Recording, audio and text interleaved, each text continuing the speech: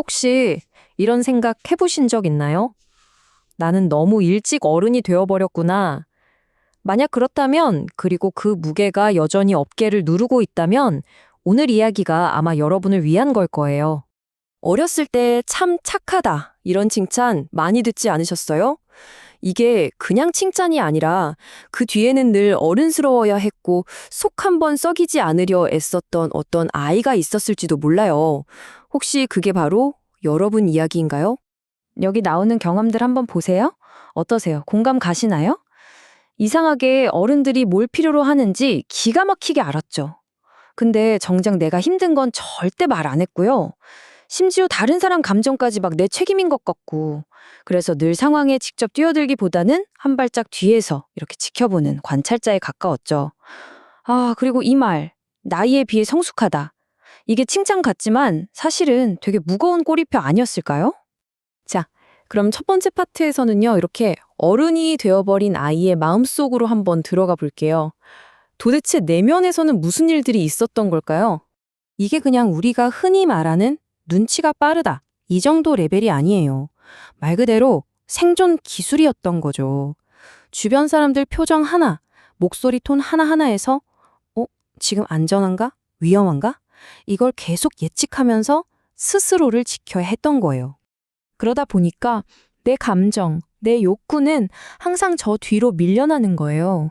왜냐면 내가 뭔가 필요하다고 말하는 순간, 이게 저 사람의 짐이 되겠구나. 혹시 이 관계가 깨지면 어떡하지? 이런 생각을 너무 일찍부터 해버린 거죠.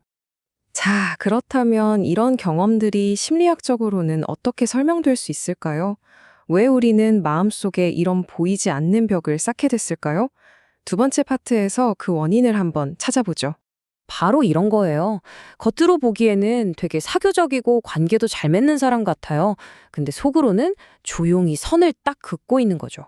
여기까지. 더 가까이 오면 당신이 나한테 상처 줄 수 있어. 하고요. 심리학에서는 이걸 좀 어려운 말로 내부 작동 모델이라고 하는데요. 뭐냐면 그냥 관계에 대한 기본 설정값이라고 생각하시면 쉬워요. 어렸을 때 경험을 바탕으로 사람은 믿을 만한가? 이 질문에 대한 답이 우리 뇌에 딱 저장되는 거예요. 그리고 이 기본 설정값이 평생 가는 거죠. 한번 상상해 보세요. 내가 너무 힘들어서 기댈 곳이 필요한데 어떨 땐 따뜻하게 안아주다가 어떨 땐 막 차갑게 무시해요. 심지어 화를 내기도 하고. 이렇게 보살핌이 오락가락 예측이 안 되면 아이의 뇌는 결론을 딱 하나만 내려요. 아, 사람은 안전하지 않구나. 바로 이 결론이 평생 동안 내 관계를 지배하는 보이지 않는 규칙이 되어버리는 겁니다. 근데 있잖아요. 이런 어린 시절의 경험이 그냥 생각으로만 끝나는 게 아니에요. 우리 몸, 특히 신경계에 기억처럼 아주 깊숙이 새겨지거든요. 세 번째 파트에서는 바로 이 몸에 새겨진 기억에 대해 한번 이야기해 볼게요. 여러분, 혹시 유독 좀 조용한 존재들한테 끌리지 않으세요?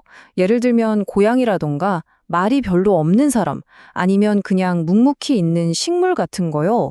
이런 것들 옆에 있으면 괜히 편안해지고 여기에는 진짜 흥미로운 과학적인 이유가 숨어 있습니다. 그 이유가 뭐냐면요. 정말 흥미로워요. 어릴 때부터 늘 주변을 살피고 나 자신을 감시하면서 살았잖아요. 그럼 우리 신경계가 거의 항상 과부하 상태, 그러니까 완전 켜져 있는 상태인 거예요. 그런 사람한테 아무것도 요구하지 않고 그냥 조용히 곁에만 있어주는 존재는 그야말로 내 신경계를 위한 유일한 안식처가 되는 거죠. 숨쉴 구멍이랄까요? 그래서 핵심은 바로 이거예요. 여러분이 혼자 있는 시간을 좋아하는 게 사람을 싫어해서가 아니라는 거. 우리가 진짜 원하는 건 바로 침범 없는 연결감이요. 이게 뭐냐면 내 공간, 내 감정을 존중받으면서도 동시에 안전하게 연결되어 있다는 느낌. 바로 그 감각을 원하는 거죠. 자, 이제 정말 중요한 마지막 파트로 넘어가 볼게요. 지금까지 과거를 이해했다면 이제는 지금의 나 자신을 따뜻하게 돌봐줄 시간입니다. 여러분, 그동안 보여줬던 그 모든 어른스러운 모습들 있잖아요. 남부터 챙기고 분위기 살피고 했던 거. 그건 전부 여러분 자신을 지키기 위한 아주 특별한 갑옷이었어요. 이건 절대 약점이 아니에요. 오히려 그 힘든 시절을 버텨내기 위해 내가 만들어낸 정말 놀라운 생존 전략이었던 거죠. 그리고 제가 정말 해주고 싶은 말은요. 이제 그 무거운 갑옷 내려놔도 괜찮다는 거예요. 여러분을 늘 긴장시켰던 그 어린 시절의 전쟁은 이제 끝났거든요. 진짜로요. 이제는 좀 편안해져도 괜찮습니다. 그래서 혹시 늘 피곤하고 에너지가 완전히 방전된 것 같은 느낌이 든다면 그거 너무 당연한 거예요. 생각해 보세요. 평생을 무거운 갑옷 입고 단 한순간도 긴장을 못 풀고 살았잖아요. 그렇게 지쳐버린 건 절대 여러분 탓이 아닙니다.